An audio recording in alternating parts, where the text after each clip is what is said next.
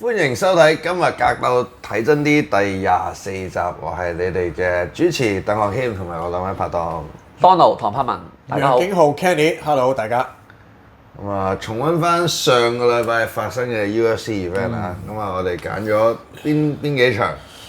咁啊有6場嘅 main card 嘅比賽嘅，咁當然我哋講個 main event 啦 Arman Tsarukyan 啊，就完全碾壓咗 Dan Hooker。雖然 Dan Hooker 都有用過幾個都有啲料到嘅 guillotine 嘅，但係 Tsarukyan 佢用一條好似腸仔咁嘅 spin 翻出嚟，令到佢嘅喉嚨冇再對住一個 guillotine 嘅最危險嗰個位個 angle，咁啊走甩咗2次。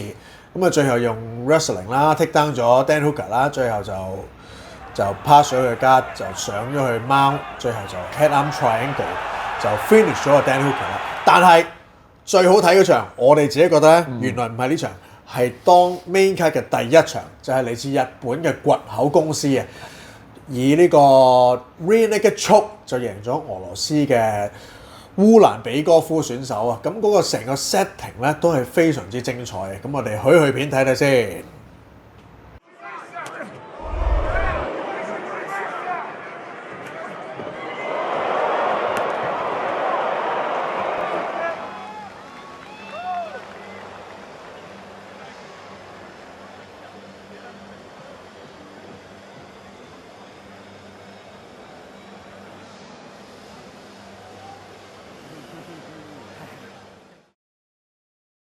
好，咁掘口公司 finish 烏蘭比哥夫嘅成個過程咧就係咁樣嘅。咁首先咧就係當我係掘口公司啦。咁比賽初段嘅時候咧，掘口公司就用好多 calf kick、bomb 好多 setting 咧，令到烏蘭比哥夫嘅小腿係非常之受痛擊啦。咁之後咧，掘口公司就用一個 fake jab。以為個 calf kick 再嚟緊，咁烏蘭比哥夫咧就烏低預備咗，好似想捉個 calf kick 咁嘅意思。但係咧，掘口公司就用呢個時候仲用一個 high kick，boom 踢中咗烏蘭比哥夫個頭，再上前補多個右直，篤之後烏蘭比哥夫就坐咗喺個籠邊，但係都未瞓低晒嘅，類似一個 sit up guard 咁嘅動作。咁呢個時候咧，掘口公司就用拳係咁中到咁上下嘅時候咧，佢就右腳就踏咗去中間，然之後就走去烏蘭比哥夫嘅後邊攞咗佢個背脊，完全剔晒個 back。咁之後再揼多2錘，bam，咁就再順便入埋個 rear naked choke，然之後就 finish 咗啦。咁成個過程咧就係由 calf kick 開始嘅啦，即係話。好，咁呢度講一講少少掘口公司嘅少少歷史先啦。咁佢本身咧就由2013年至16年啊，就喺 UFC 其實打咗8場嘅比賽嘅。當其時個紀錄仲係非常之靚仔，7勝1負啊。咁佢就挑戰當其時嘅冠軍 Demetrius Johnson、Mighty Mouse， 但係好可惜就輸咗個啱巴俾佢。咁佢就係啦，就輸咗嘅比賽之後就再冇打 UFC 啊，所以其實佢走嘅時候咧，個 record 都係好靚嘅。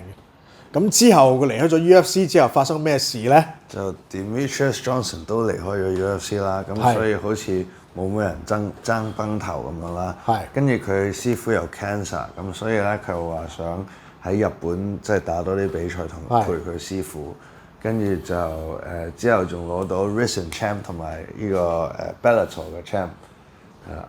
咁佢都係一位非常之尊師重道嘅同埋無忘初心嘅武術家嚟嘅。咁多年9年之後啊，強勢翻嚟 UFC， 第一場就係完全 clean up 咗嘅呢個俄羅斯嘅選手烏蘭比哥夫啊。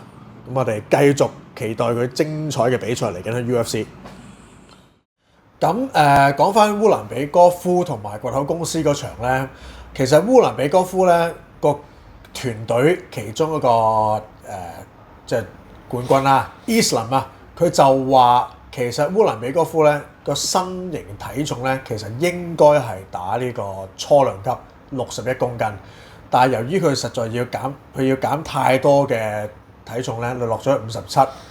咁所以啊，原來掘口公司開頭兩 round 啲 calf kick 咧，踢到烏蘭比高夫跛下嘅時候咧，阿 Islam 佢話我差啲就想抌白毛巾去投降，但係咁當然烏蘭比高夫話我可以繼續打啦，咁啊 Islam 就繼續打，咁啊最後就唔夠氣，就被掘口公司就 choke out 咗啦。咁呢單嘢就係應該會導致啦烏蘭比哥夫嘅下一場比賽咧，有機會升上去打初2級。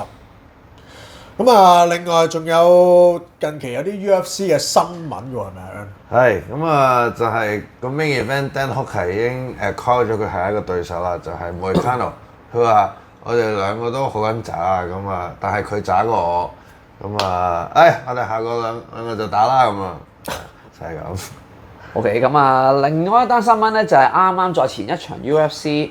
喺 Welterweight 嘅 Sean Brady 咧就輸咗俾阿 Michael Morales 啦，咁佢就表示咧就可能考慮高落低一個2級啦，去翻 Lightweight 15，咁就要 depends on UFC 俾下一個 matchup 個 matchup 係啲乜嘢，佢就保留呢個可能性，咁即係有一個選手有機會落低一格啦。第一個呢個選手咧，我上網查過咧，佢嗰個 walk around weight， 即係佢平時嗰個體重咧，係食高達195磅啊！195磅，如果佢由呢個 weight 減到落去 light weight 嘅話咧，155磅，40磅，40磅啊，大佬，40磅即係幾多 kilo？ 40磅即係成18 kilo， 大佬唔係一個正常人。咁當然 UFC 拳手都唔係正常人啦。但係都係非常之唔容易嘅，所以我自己都有少少懷疑佢做唔做到呢一個效果。要減 muscle weight 喎，梗係。係啦，直頭要唔做 weight， 減低佢嘅 protein 含量。即係一個有正常人要起碼1年時間做一個大 transformation。係啦，仲要睇佢第一次減磅會唔會減得太多，跟住回唔到氣。呢個都係好多拳手會犯嘅錯誤嚟嘅，用太短時間去減磅。好難啊！相反，嗰個身形咁 bulky 佢咧，咁多肌肉量，佢要減好多，要適應一個新嘅狀態，真係唔易咯。的而且確唔係一件容易嘅事嚟㗎。咁我哋就睇下 Sean Brady 會唔會做到啦。咁啊，嚟緊今個禮拜咧就係好快喎，只係隔咗一屆嘅 UFC Final 咧，就去到數字賽啦。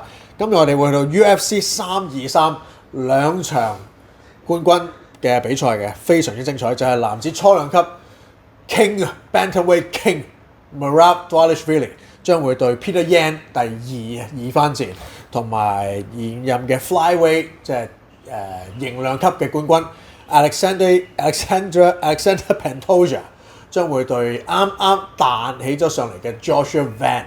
咁呢兩場都係非常之精彩嘅比賽嚟嘅。咁啊 Aaron 有冇啲咩特別嘢想補充啊？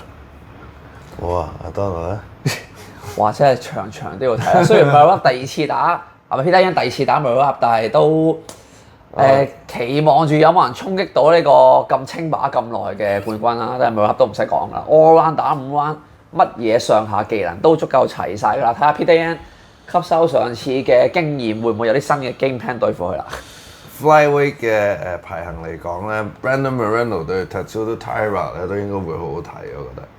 仲有可能Henry Cejudo 嘅退休戰啊，打 Payton Talbot 係啦。但係咧掘口公司同埋阿 Taira Tatsuro 佢哋係咪同榜？唔係 Tatsuro 係同榜。同榜。即係如果再拱上去，係會日本人打日本人嘅喎。有機會㗎。唔出奇，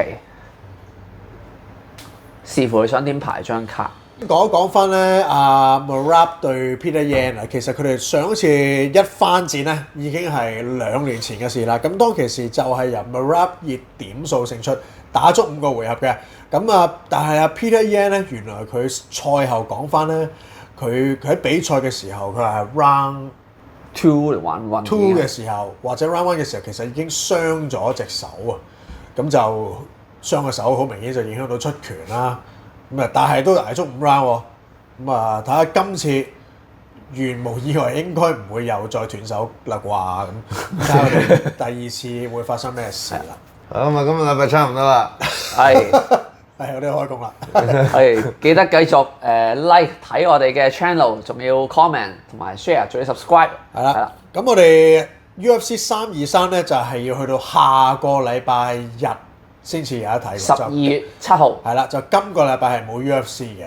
咁我哋就下個禮拜咧就係由我同 Donald 去做旁述嘅。咁大家記住收睇啊，係個時間係11點。係啦，當日上晝嘅11點嘅。咁大家觀眾記住夾實我哋嘅旁述啦。咁下次再見各位觀眾，拜拜。